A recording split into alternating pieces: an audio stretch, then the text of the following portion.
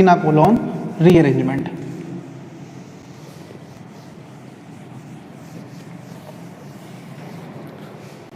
ठीक है जी, तो आज हम बात करते हैं पिनाकोलोन रीअरेंजमेंट।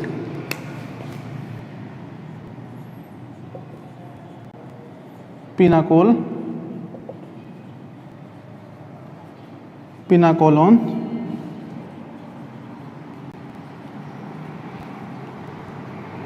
रीअरेंजमेंट। ध्यान से देखना भाई, पिनाकोल क्या होता था? पिनाकोल होता है आपका डाइओल, CH2OH CH2OH। जो 1,2 डाइओल होंगे, कौन से? 1,2 डाइओल। 1,2 डाइओल को मैं बोलता हूँ पिनाकोल। और पिनाकोलोन, देखो पिनाकोल में ओल आ रहा है, मतलब इसके अंदर OH ग्रुप होगा, इसके अंदर ओन आ रहा है। ओन का मतलब क्या होता है? Ketone group. ठीक है ना, क्या ग्रुप होगा? Ketone group. तो पिनाकोल से आपको पिनाकोलोन में कन्वर्ट करना है, पिनाकोल को आपको पिनाकोलोन में कन्वर्ट करना है। ये एक रीअरेंजमेंट होगा, क्योंकि इस मॉलिक्यूल के अंदर कोई बाहर से आपका न्यूक्लियोफिलिक अटैक इस तरह की कोई रिएक्शन नहीं होगी। यहाँ पे आपका नॉर्मल मॉलिक्यूल ही अपने अंदर से ही रीअरेंज होगा, और ऐसी रिएक्शन को हम बोलते हैं रीअरेंजमेंट रिएक्शन। जब हमने ऑर्गेनिक केमिस्ट्री के अंदर टाइप्स ऑफ रिएक्शन की बात की थी, तो वहाँ पे 4 टाइप की रिएक्शन थी। पहली थी सब्स्टिट्यूशन, दूसरा था एलिमिनेशन, तीसरा था एडिशन, और फोर्थ था रीअरेंजमेंट। तो ये जो रीअरेंजमेंट है, ये उसी टाइप के रिएक्शंस का मतलब एक एग्जाम्पल है। तो आज हम उसी की बात कर रहे हैं। तो हमें पिनाकोल को पिनाकोलोन में कन्वर्ट करना है। तो उसके लिए मैं एक एग्जाम्पल ले लेता हूँ। पिनाकोल मेरे पास हो जाएगा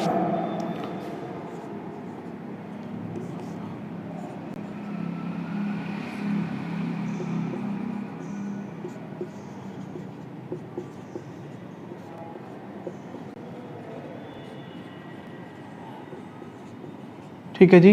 तो जब आप पिनाकोल की रिएक्शन, पिनाकोल मतलब 1,2 डाइओल की रिएक्शन, जब आप पिनाकोल की रिएक्शन करते हैं किसके साथ? मिनरल एसिड या एसिड के साथ, यानी कि H+ के साथ। ठीक है ना। तो जब आप एसिड के साथ रिएक्शन करते हैं, तो उस कंडीशन में ये जो पिनाकोल है, ये आपका पिनाकोलोन में कन्वर्ट हो जाएगा। ठीक है ना। कन्वर्ट कैसे होगा? कुछ इस तरह से।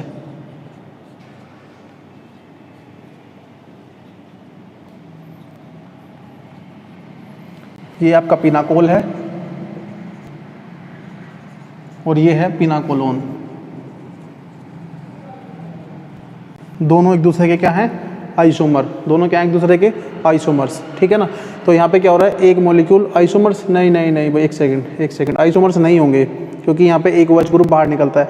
तो ये जो रीअरेंजमेंट हो रहा है, यहाँ पे जो आपका मॉलिक्यूल है, वो मॉलिक्यूल अपने अंदर से ही रीअरेंज हो रहा है। यहाँ पे कोई बाहर का न्यूक्लियोफाइल या कोई ऐसा ग्रुप आकर अटैक नहीं करता। तो पिनाकोल से पिनाकोलोन हमें को बनाना है। तो अब हम बात करते हैं इसकी मैकेनिज्म की। तो जब हम मैकेनिज्म की बात करेंगे, तो ध्यान से देखना भाई, मैकेनिज्म के अंदर क्या करते हैं, क्योंकि जो आपका एग्ज़ाम है, एग्ज़ाम के अंदर इसका रीअरेंजमेंट ही आता है। एग्ज़ाम के अंदर पूरी मैकेनिज्म पूछता है, विद मैकेनिज्म। ऐसा नहीं पूछता कि आपको पिनाकोल को पिनाकोलोन में कन्वर्ट करो, उसकी मैकेनिज्म पूछता है। ठीक है। तो मैकेनिज्म के अंदर क्या होगा? सबसे पहला यहाँ पे एसिड है, यहाँ पे 2 OH ग्रुप हैं। OH ग्रुप के अंदर लोन पेयर्स हैं। ठीक है ना। तो जो OH ग्रुप है, वो आपका प्रोटोनेशन करता है। आप प्रोटोनेशन किसी भी OH का कर सकते हैं। हम यहाँ पे डाइल्यूट एसिड लेते हैं, अगर हम कंसनट्रेटेड एसिड लेंगे तो वो दोनों के दोनों OH का प्रोटोनेशन करता है। यानी कि अगर हम डाइल्यूट एसिड लेंगे तो वहाँ पे लेसर अमाउंट में प्रोटोनेशन होगा। ठीक है। अगर हम कंसनट्रेटेड लेंगे तो ज़्यादा प्रोटोनेशन होता है। तो हमने यहाँ पर डाइल्यूट एसिड लिया है, तो डाइल्यूट एसिड से क्या होगा? इस OH का प्रोटोनेशन हो जाएगा। अब सोचने वाली बात यह है, क्योंकि जो पिनाकोल है, जो आपका 1,2 डाइओल है, वो कैसा था? वो सिमेट्रिकल था। और जब वो सिमेट्रिकल होगा, तो सिमेट्रिकल होने पे अब किसी भी OH का प्रोटोनेशन कर सकते हैं। बट अगर सिमेट्रिकल नहीं है, तो फिर वहाँ पे कंडीशंस अराइज होंगी। वो आपको नहीं सोचना है। हम बात करते हैं कि जो डाइल्यूट एसिड था, उस समय क्या किया? इसका प्रोटोनेशन।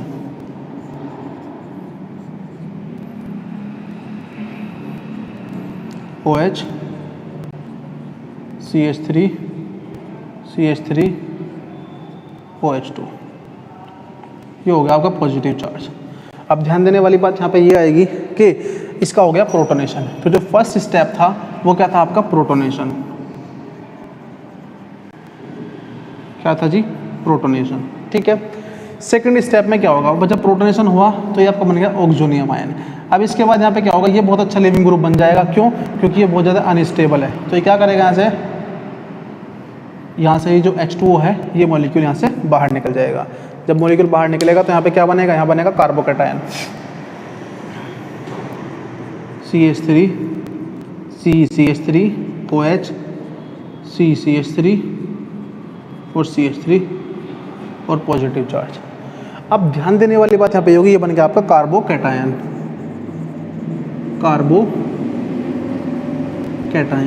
ठीक है जी। तो ये जो कार्बोकैटायन बचा है, कार्बोकैटायन के लिए अब जो कार्बोकैटायन था तो यहाँ पे अब यहाँ पे होगा रीअरेंजमेंट। ये सबसे मेन स्टेप है क्योंकि अब यहाँ पे इंटरमीडिएट बना है और इंटरमीडिएट ही रीअरेंजमेंट करता है। इंटरमीडिएट के अंदर ही मॉलिक्यूल का रीअरेंजमेंट होता है। कैसे होगा वो बात आपको समझनी है। देखो ध्यान से देखना, यहाँ पे जो ये कार्बोकैटायन बना है ये कार्बोकैटायन आपका 3 डिग्री का है क्योंकि जिस कार्बन के ऊपर ये बना हुआ है वो इधर भी जुड़ा हुआ है, इधर भी जुड़ा हुआ है, इधर भी जुड़ा हुआ है। तो ये जो कार्बोकैटायन आपका होगा ये होगा आपका 3 डिग्री कार्बोकैटायन। कैसा? 3 डिग्री कार्बोकैटायन। और जब मैं डिग्री की बेसिस जब बात करता हूँ तो 3 डिग्री कार्बोकैटायन आपका मोर स्टेबल होता है। ठीक है, 3 डिग्री कार्बोकैटायन आपका मोर स्टेबल होता है। बट क्या जो डिग्री के बेसिस पे हम इसको स्टेबिलिटी देते हैं, यहाँ पे जो इस कार्बोकैटायन को स्टेबिलिटी दे रहा है वो है आपका इंडक्टिव इफेक्ट। इंडक्टिव इफेक्ट, ठीक है ना। 3 कार्बन का इंडक्टिव इफेक्ट है। बट इस कार्बन के पास और ज़्यादा स्टेबल होने का चांस है। आप एक बात बताओ, जब आपको जीवन में कभी भी कोई ऐसा चांस मिले कि भाई आप बहुत ज़्यादा पैसा कमा सकते हैं जिससे कि आपको बहुत ज़्यादा सुख, चैन, सुकून, आराम मिलेगा, तो आप उस काम को करेंगे। ठीक है ना। उसके लिए चाहे आपको थोड़ा सा एफर्ट करना पड़े, उसके लिए चाहे आपको पुराने रिश्ते तोड़ के नए रिश्ते बनाने पड़े, यानी कि आपको एक कंफर्ट जोन के बाहर जाके ही चीज़ों को मतलब उनको आप बढ़ा सकते हैं। ठीक है ना। तो यहाँ पे भी कुछ ऐसा ही होगा। अब यहाँ पे जो कार्बोकैटायन था उसको केवल इंडक्टिव इफेक्ट स्टेबल कर रहा था, बट ये जो पॉजिटिव चार्ज था, ये पॉजिटिव चार्ज इससे भी ज़्यादा स्टेबल हो सकता है। कैसे हो सकता है? अगर ये जो यहाँ पे CH3 था, ये CH3 ग्रुप, ये वाला CH3 ग्रुप माइग्रेट हो गए या रीअरेंज हो गए इस कार्बन के पास आ जाए, इसको मैं बोलता हूँ 1-2 शिफ्ट। क्या बोलता हूँ मैं? 1-2 शिफ्ट या 1-2 रीअरेंजमेंट। यानी कि जो ये आपका CH3 ग्रुप था ये इस कार्बन के पास था 1 से, और ये दूसरे कार्बन के पास चला गया एडजेसेंट पे, तो इसको मैं बोलता हूँ 1-2 शिफ्ट या 1-2 माइग्रेशन। तो अब जब ये CH3 ग्रुप इसके पास चला जाएगा तो कार्बन आप जो पॉजिटिव चार्ज है ये आपका इसके पास शिफ्ट हो जाएगा, इस कार्बन के पास। यानी कि ये कुछ ऐसा बन जाएगा, CH3O CH3 CH3 CH3 और यहाँ पर आ गया पॉजिटिव चार्ज। अब मैं आपको बताऊंगा कि ऐसा हुआ क्यों ये कार्बोकैटायन यहाँ पे रीअरेंज हुआ, क्योंकि उसका कारण ये है, देखो यहाँ पे इस पॉजिटिव चार्ज को केवल 3 CH3 ग्रुप 3+I इफेक्ट उसको स्टेबल कर रहे थे। बट इस कंडीशन में जो कार्बोकैटायन है आपका वो है आपका 2 डिग्री कार्बोकैटायन। कितना? 2 डिग्री कार्बोकैटायन। 2 डिग्री कार्बोकैटायन है, बट उसके पास एक ऑक्सीजन एटम है, इसके पास लोन पेयर है, और यहाँ पे ये इसको लोन पेयर्स है, यानी कि रेजोनेंस इफेक्ट से इसको ये या मीजोमेरिक इफेक्ट से इसको ये स्टेबल कर सकता है। ठीक है ना। ये कुछ ऐसा हो गया जैसे कि यहाँ पे आपके 3 पंखे चल रहे हैं और यहाँ पे क्या हो रहा है? 2 पंखे हैं और एक AC है। AC गर्मी के टाइम में ज़्यादा ठंडक आपको दे रहा है, ज़्यादा आराम आपको दे रहा है, तो इसलिए आप पंखा छोड़ के AC की तरफ जाएंगे। ठीक है ना। तो वही काम बिल्कुल सेम यहाँ पे हो रहा था। यहाँ पे 3 डिग्री थे, 3 इंडक्टिव इफेक्ट थे, क्योंकि इंडक्टिव इफेक्ट कार्बोकैटायन को लेस स्टेबल करता है, मतलब स्टेबल तो करेगा बट रेजोनेंस इफेक्ट के कंपैरिजन में कम करेगा। ठीक है। यहाँ पे क्या है? रेजोनेंस इफेक्ट इंक्लूड हुआ है और 2 इंडक्टिव इफेक्ट तो अभी भी बने हुए हैं। ठीक है ना, 2 पंखे और एक एसी, यहाँ पे क्या है 3 फैंस हैं। तो इसीलिए जो कार्बोकैटायन था, जो पॉजिटिव चार्ज था, वो यहाँ से रीअरेंज होके इसके पास आ गया। ये सबसे मेन स्टेप था। इसके बाद जब ये लोन पेयर से इसको स्टेबल करते हैं तो ये कुछ इस तरह का बन जाएगा। यहाँ पे क्या बन जाएगा, ये CH3C। जब लोन पेयर इधर आ रहे हैं, यहाँ पे आ गया डबल बॉन्ड और ऑक्सीजन के पास आ गया पॉजिटिव चार्ज, और पॉजिटिव चार्ज आने के बाद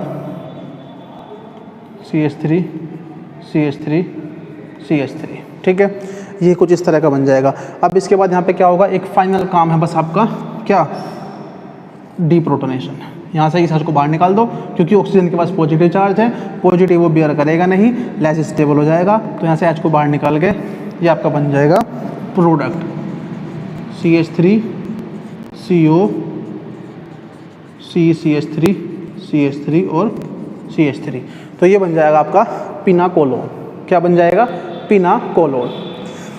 तो इस जो ये पूरी की पूरी मैकेनिज्म थी, ये मैकेनिज्म आपको 1-2 बार लिख के तब तैयार करनी है। अब मुझे कोई बताओ, 2 मिनट का टाइम आपके पास है, मुझे बताओ इसमें कोई डाउट है, किस स्टेप में डाउट है। मैं आपको स्टेप जो है वो स्पेसिफाई कर रहा हूँ। ये स्टेप 1 है, स्टेप 1, ये स्टेप हमारा 2 हो गया, ठीक है।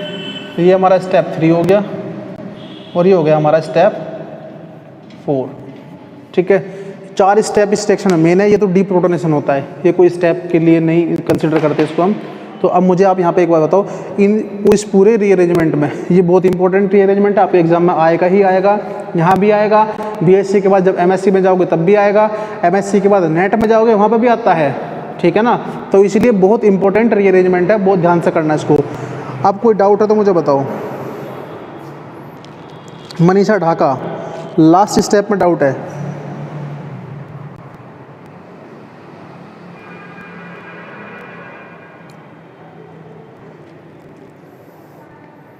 मनीषा ढाका, लास्ट स्टेप में आपको बता रहा हूँ। देखो यहाँ पे जो ये आपका 3rd स्टेप था, स्टेप 3 के अंदर यहाँ पे रीअरेंज हुआ था।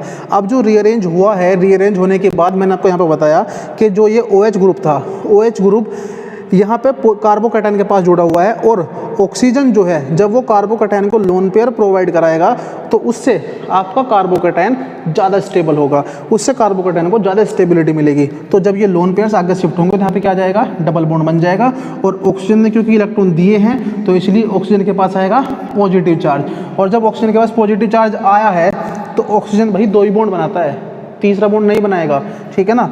और उस ऑक्सीजन का बॉन्ड कार्बन के साथ स्ट्रॉन्ग बना हुआ है, तो क्या करेगा, यहाँ से H को बाहर निकाल लेगा। तो H को बाहर निकालने को इस स्टेप को हम क्या बोल देंगे, डीप्रोटोनेशन। इस स्टेप को हम बोलते हैं डीप्रोटोनेशन, ठीक है जी। ध्यान दो इस पर, यहाँ पे हो जाएगा डीप्रोटोनेशन, जिसके बाद आपको मिल जाएगा लास्ट प्रोडक्ट पिनाकोलोन, ठीक है। वंशिका शर्मा, स्टेप 4। हाँ जी, स्टेप 4 मैंने आपको बता दिया अभी, स्टेप 4। शिवानी शर्मा, स्टेप 3 में, स्टेप 3 के अंदर भाई देखो, स्टेप 3 के अंदर मैं आपको इसको दोबारा से एक बार बता रहा हूँ, ध्यान से देखना इसको। ये जो था आपका पिनाकोल, ठीक है। पिनाकोल के अंदर जो हमारा पहला स्टेप है, वहाँ पे आपने डाइल्यूट एसिड लिया है। एसिड से जब हमने इसका प्रोटोनेशन किया है तो प्रोटोनेशन के बाद यहाँ पे दोनों OH का प्रोटोनेशन होगा, बट उनमें से एक ही OH के थ्रू रिएक्शन जो है वो आगे बढ़ेगी। अगर दोनों OH बाहर निकल गए, तो रिएक्शन आगे नहीं बढ़ेगी। तो इसलिए हमने यहाँ पे क्या लिया था, डाइल्यूट एसिड लिया था।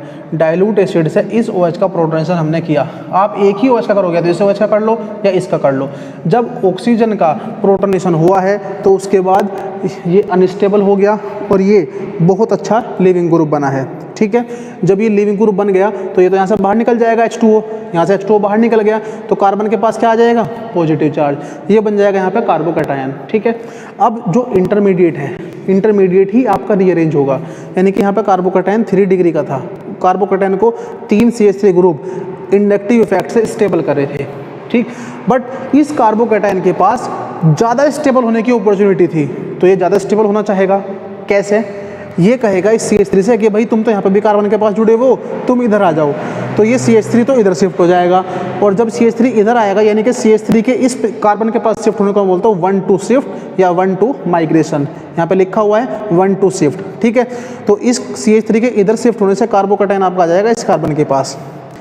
अब जब ये जो कार्बन के पास आपका पॉजिटिव चार्ज आया है उससे इफेक्ट क्या पड़ा, वहाँ पे ये 2 डिग्री तो 2 डिग्री है, यानी कि 2 तो इसके पास क्या है, कार्बन है जिनका इंडक्टिव इफेक्ट है प्लस आई इफेक्ट, और एक है इसके पास OH ग्रुप जिसके पास लोन पेयर है। और लोन पेयर इसको क्या करेंगे, मेसोमेरिक इफेक्ट के थ्रू या रेजोनेंस इफेक्ट के थ्रू इसको स्टेबल करते हैं। तो लोन पेयर ज़्यादा इलेक्ट्रॉन डेंसिटी देते हैं, ज़्यादा इलेक्ट्रॉन देते हैं, जिससे कि पॉजिटिव चार्ज ज़्यादा स्टेबल होगा। तो ये कुछ ऐसा है कि यहाँ पे 3 पंखे चल रहे हैं, यहाँ पे 2 पंखे हैं और एक AC है, तो गर्मी के टाइम में ज़्यादा सुकून मिलेगा उसको, ठीक है ना, सर्दी नहीं है। तो भाई जो रेजोनेंस है वो रेजोनेंस आपको पता भी होगा कि resonance effect stabilise more as compare to inductive effect. Inductive effect के कंपैरिजन में रेजोनेंस इफेक्ट ज़्यादा स्टेबल करता है, ठीक बात। इसके बाद यहाँ पे रेजोनेंस स्टेबल हो गया, हमने लोन पेयर को आगे शिफ्ट किया तो यहाँ पे बन जाएंगे डबल बॉन्ड। डबल बॉन्ड बना है तो यहाँ पे जो आपका ऑक्सीजन था उसके पास पॉजिटिव चार्ज आ गया, और पॉजिटिव चार्ज आने के बाद क्या होगा इसका डीप्रोटोनेशन। डीप्रोटोनेशन में क्या होता है, ये जो ऑक्सीजन है ये यहाँ से इलेक्ट्रॉन को अपनी तरफ ले लेगा और H को बाहर निकाल देगा। यहाँ पे हम लिख देंगे माइनस का H+, यानी कि डीप्रोटोनेशन। क्या लिख देंगे इसको, डीप्रोटोनेशन। हाँ जी, अब बताओ कोई और डाउट।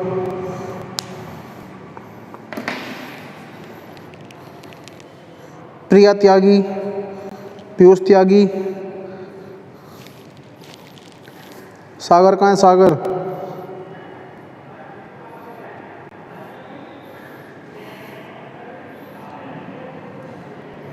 हाँ जी, कोई और डाउट है?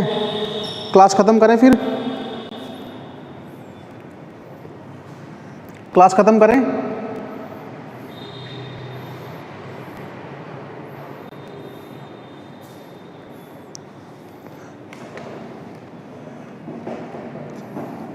बताओ भाई, कोई और डाउट हो तो पूछ लो अभी। रिया राणा, स्टेप 4 हो चुका है।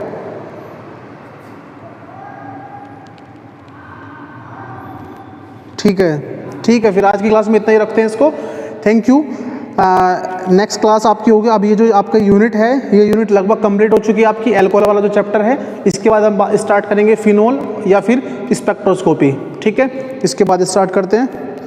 ठीक है जी, thank you so much, welcome welcome.